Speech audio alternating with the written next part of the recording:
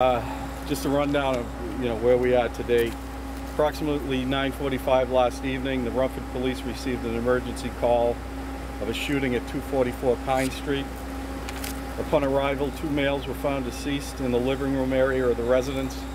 Both died of apparent gunshot wounds.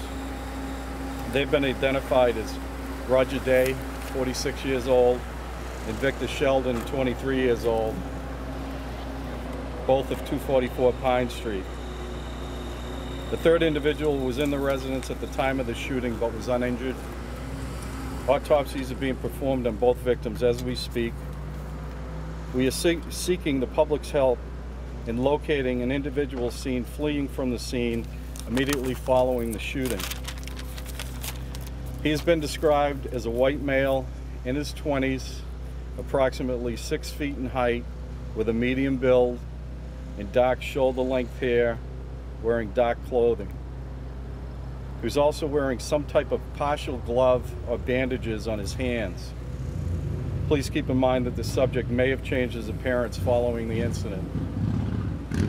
If you have any information regarding this investigation, we ask that you call the state police at 657-3030 or the Rumford police at 364-4551.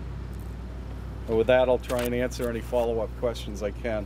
The third individual, who was that, and what connection? He's obviously a very important witness in the case right now, Jim, and we just don't share witness information. Friend of the victims? Or? He's an associate of the victim, yeah. Okay, so the third person inside was not the person seen running. So That's correct. Could have been 4 people. That's right. Is that person, Lieutenant, considered a suspect at all? The one who was still in the house, the third person in the house? No, he's a cooperating witness. Is there any connection to this owner of the house, Anthony Scott Richards? Apparently there's an outstanding warrant for him from your local department for unlawful sexual contact. We heard that he may have been extradited to another state. Is there any connection to that, to this potential? Not that we're aware of at this time. No connection? Well, I don't think we're ready to rule anything out at this point, Jim, but we haven't made that connection. We're aware of that information, we just haven't made a connection with it. So the owner of the house has an outstanding warrant against him for unlawful sexual contact? Yes, he does. He wasn't the third person here last Now, my understanding is the actual owner of the property is incarcerated out of state.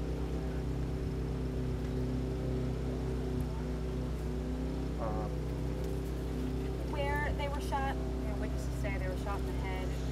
Yeah, we're not going to release the specific location of the injuries at this time. Weapon? You recovered that?